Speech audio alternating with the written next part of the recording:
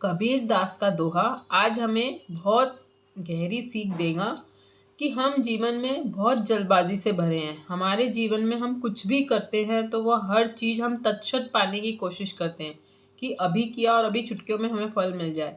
तो ये कबीर दास का दोहा उन सबके लिए है जो जल्दबाजी के शिकार हैं। तो कबीर दास का दोहा, धीरे धीरे रे मना, धीरे सब कुछ होए, माली सींचे 100 घड़ा, ऋतु आए सो फल होए। तो ये कबीरदास का दोहा हमें बहुत गहरी थिंकिंग देता है। हमें बहुत गहरे, जो हम जल्दबाजी के शिकार हैं कि हम हर चीज़ स्पीड में चाहते हैं कि आज हमने कुछ भी कर्म किया और आज ही हमें फल मिल जाए। अगर आप भी ओवर पॉसेसिव हैं कोई भी चीज़ के प्रति, अगर आपके भीतर भी बहुत अति उतावलापन है, बहुत ज़्यादा एक्साइटमेंट में आप चले जाते हैं, या फिर आपके भीतर बहुत ज़्यादा जल्दबाजी में भर जाते हैं, तो ये दोहा आपके लिए ही है। इसकी गहराई में हम ये समझ सकते हैं, धीरे धीरे रे मना, धीरे सब कुछ होए। अर्थात कबीर दास इस दोहे से समझाते हैं कि अपना धैर्य और सहन शक्ति कैसे बढ़ाएं। धीरे धीरे रे मना, धीरे सब कुछ होए, मतलब कोई भी चीज़ एक पर्याप्त समय पे अपने आप होती है। उसके लिए आपको बहुत ज़्यादा जल्दबाजी नहीं करनी है, बहुत आराम से अपने समय पे होती है। आगे की पंक्तियाँ कहती हैं, माली सींचे 100 घड़ा, मतलब अगर माली एक दिन में 100 घड़ा सींच देता है, पेड़ों पे 100 घड़ों से पानी डाल देता है, तो भी ऋतु आए फल होए, मतलब ऋतु आए फल होए। अगर माली किसी भी पेड़ में एक ही दिन में 100 घड़े से पानी डाल दे, 100 घड़ा पानी डाल दे, तो भी ऋतु आने पे ही फल होगा। ये हमें समझना है। इस दोहे का संकेत हमारी धैर्य और सहन शक्ति पे है कि अगर हमने आज बीज बोया, हमने आज फसल में कोई भी बीज बोया, तो उसको एक पर्याप्त समय जरूर लगेगा कि जब वह हमें फल दे। पहले तो बीज बोएंगे, धीरे धीरे हम उसमें पानी डालेंगे, धीरे धीरे धीरे ग्रो होगा। एक पर्याप्त समय, जिस चीज़ का बीज है, जितने हमें स्वादिष्ट फल चाहिए और जितना ही बड़ा वृक्ष है, उतना ही हमें उसके लिए समय लगेगा और उतना इंतज़ार करना पड़ेगा। तो धीरे धीरे रे मना, धीरे सब कुछ होए, माली सींचे 100 घड़ा, ऋतु आए फल होए। माली भले ही कितना सींच ले, लेकिन अपने समय पे ऋतु आए फल होए। अपने जब ऋतु आएगी, बारिश होंगी, पेड़ पौधों का एक समय होता है, जब फल पकने का एक समय होता है, जब वह फल पक के तैयार होगा, ऋतु आएगी, फल पक के तैयार होगा, अपने आप एक पर्याप्त समय लेकर हर चीज़ हमें एक बीज से फल मिल जाता है। कोई भी पेड़ हमने आज लगाया, तुरंत वो फल नहीं दे देगा। किसी पेड़ को 1 साल लगेंगे, 2 लगेंगे, 10 लगेंगे। जो सबसे बड़े पेड़ है जैसे आम हो गया, उसको और 10, 15, 20 साल लगे, और थोड़ा ज़्यादा समय ले। जितना बड़ा पेड़ होगा उतना ही थोड़ा समय लगेगा। तो हमारे जीवन का भी यही मसला है। हम जो चीज़, जितना बड़ा संकल्प लेते हैं, जितनी बड़ी चीज़ हासिल करने के लिए पीछे भाग जाते हैं, उतना ही हमें समय लगेगा। अगर हमने आज कुछ सोचा तो आज ही हम फर्स्ट, सेकंड, थर्ड या 10th में नहीं पहुंच जाएंगे। अगर हमें इंजीनियर बनना है, कोई बड़ी आईएएस बनना है, कोई भी तैयारी करनी है, तो उसके लिए पहले फर्स्ट, सेकंड, 10th पहुंचना है। 10th से फिर 12th आएगा, फिर 12th के बाद अपना एजुकेशन स्टार्ट होगी, जो भी। तो एक बहुत लंबा समय मिलता है। हर एक चीज़ के पीछे कोई ना कोई कारण है। हम यूं ही नहीं कि आज हमने किया और आज ही चीज़ें समाप्त हो गई। फसल में बीज डालने का एक समय है, फसल काटने का एक समय है, और फल खाने का एक समय है। तो यहाँ पे हमें अपनी धैर्य और सहनशीलता पर ध्यान देना चाहिए, क्योंकि अगर धैर्य और आपके भीतर सहनशीलता है तो आप जीवन में कुछ भी पा सकते हैं।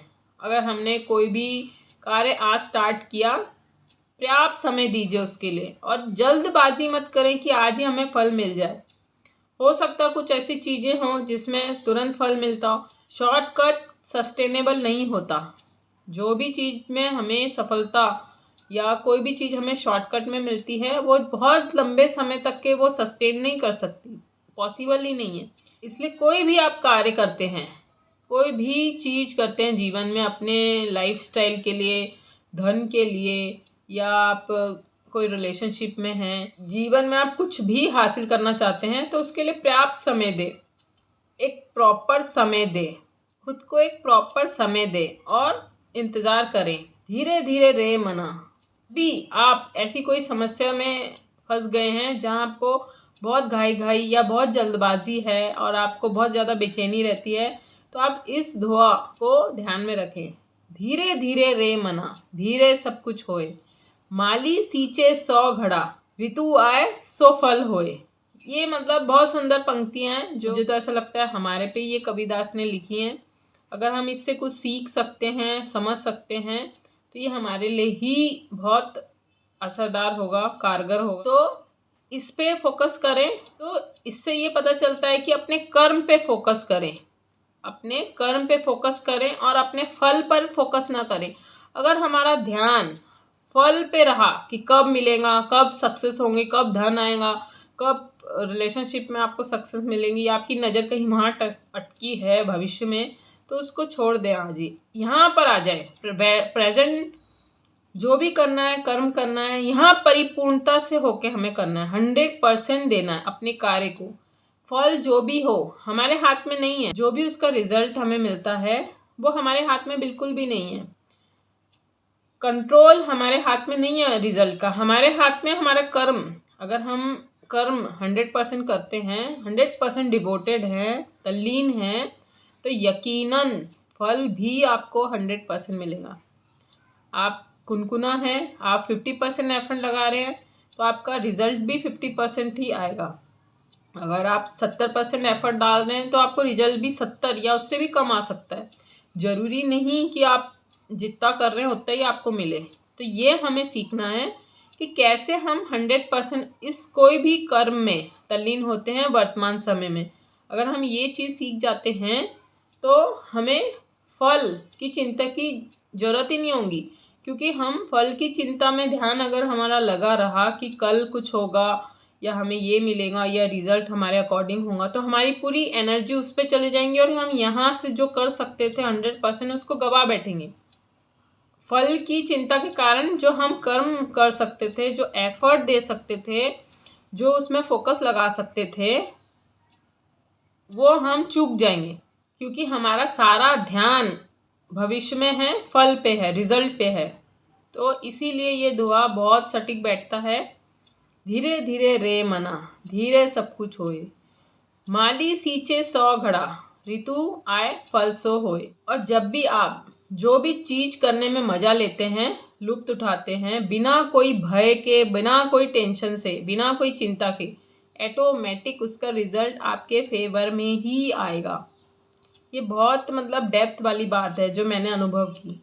अगर आप इस मोमेंट में रोते हैं, चिड़चिड़ करते हैं, बेचैनी होती है कल क्या होगा, तो आपका एफर्ट तो उस चीज़ में लग नहीं रहा और आप नेगेटिविटी में जा रहे हो, रिज़ल्ट पक्का नेगेटिव ही आएगा।